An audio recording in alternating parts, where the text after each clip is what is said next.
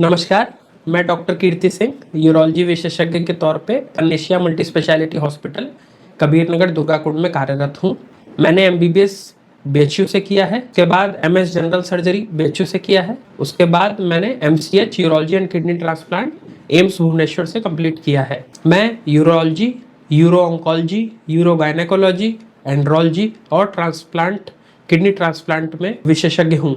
मैं kidney, ureter, bladder, prostate, उसके सिवा लिंग जो कि पेनिस कहलाता है, टेस्टिस, इसके संबंधी जो भी विकार है उसका इलाज करने के लिए पनेशिया हॉस्पिटल में उपलब्ध हूँ। किडनी के बीमारियां जैसे कि स्टोन, कैंसर, किडनी का इन्फेक्शन, स्टोन जो कि यूरोलिथियासिस कहलाता है, कैंसर जो कि रीनल सेल कैंसर कहलाता है, उसके बाद इन्फेक्शन जो कि पाइलोनेफ्राइटिस कहलाता है। इन सब के इलाज के लिए आप हमें कंसल्ट कर सकते। यूरेटर मतलब जो किडनी और ब्लैडर को नली एक जोड़ती है, उसको यूरेटर कहा जाता है। उसमें इन्फेक्शन हो, स्टोन हो या कोई ट्यूमर हो, मोस्ट कॉमनली पेशेंट स्टोन लेके आते हैं जिसको पथरी बोलते हैं, उसका इलाज हमारे यहाँ होता है। उसके बाद होता है पेशाब की थैली जिसको ब्लैडर कहा जाता है। ब्लैडर में इन्फेक्शन जो कि यूरिनरी ट्रैक्ट इन्फेक्शन के तौर पे प्रेजेंट करता है, जिसमें पेशेंट पेशाब में जलन बताता है, या यूरिनरी ब्लैडर में स्टोन या यूरिनरी ब्लैडर में ट्यूमर जो कि ब्लैडर कैंसर कहलाता है, उस तरह से पेशेंट आ सकता है। और इस तरह के पेशेंट पेशाब में रक्त जाना बताते हैं।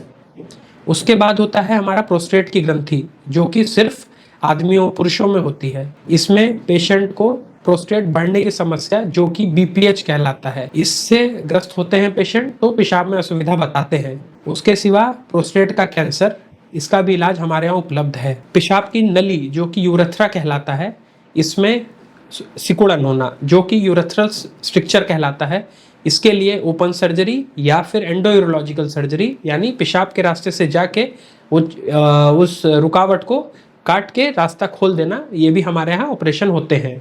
उसके सिवा लिंग जो कि पेनिस कहलाता है और अंडे जो कि टेस्टिस कहलाते हैं, इनमें कैंसर, सूजन, लालपन होना, खुजली होना या कोई भी ऐसा गुप्त अंग के विकार, इसके लिए आप हमें कंसल्ट कर सकते हैं।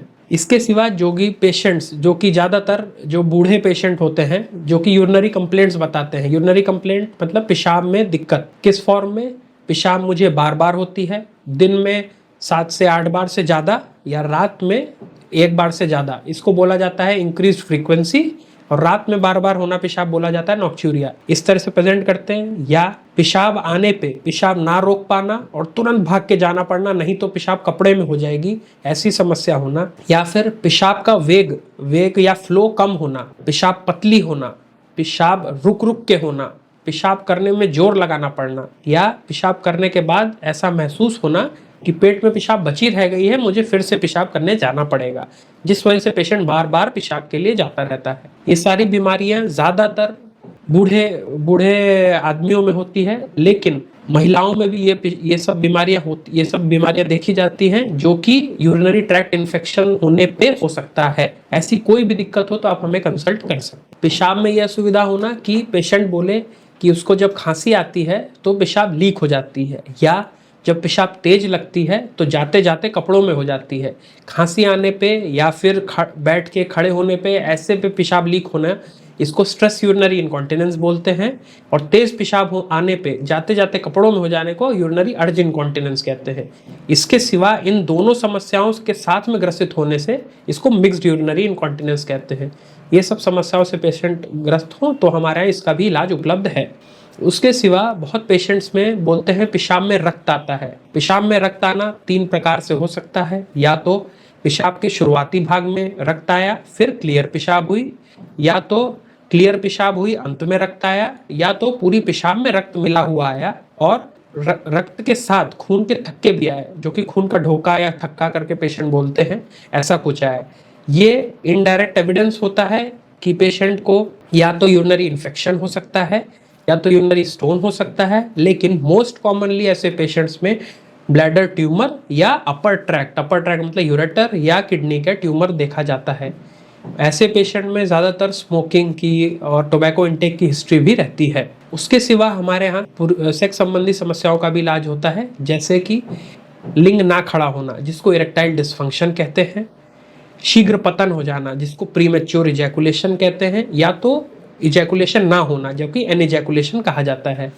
उसके सिवा बांझपन की समस्या जिसके लिए सिर्फ महिलाओं को ही कुसरवार ठहराया जाता है, उसमें 50% पुरुष 50% महिलाओं का रहता है। तो जो 50% महिलाओं का रहता है उसका इलाज गायनेकोलॉजिस्ट करते हैं, जो 50% पुरुष का रहता है उसका इलाज एक सर्टिफाइड यूरोलॉजिस्ट करता है जो कि एंड्रोलॉजिस्ट भी कहलाता है। इसके लिए MCH यूरोलॉजी की डिग्री की आवश्यकता होती है जो मेरे पास है, और अगर आप किसी को भी दिखाने जा रहे हैं इसकी समस्या के लिए तो कृपा करके सिर्फ एक MCH यूरोलॉजिस्ट को ही दिखाएं।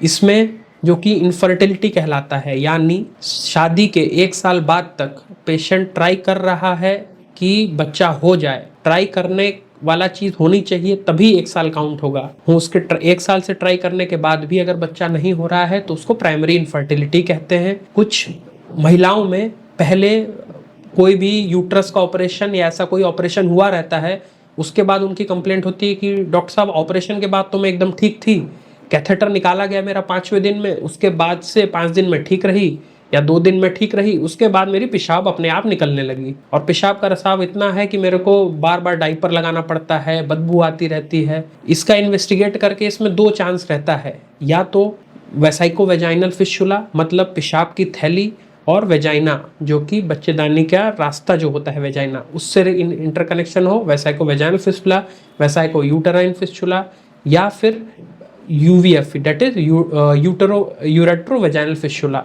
ये सब चीज़ें हो सकती हैं जिसका पूरा इवैल्यूएशन करने के बाद हम इसका भी इलाज करते हैं। आपको जो भी मैंने समस्याएं बताई इसमें से कुछ भी है तो तुरंत हमारे पास सब परामर्श करें। आपका कोई भी सवाल या आपका कोई भी सुझाव है तो आप कमेंट के माध्यम से पूछ सकते हैं। धन्यवाद।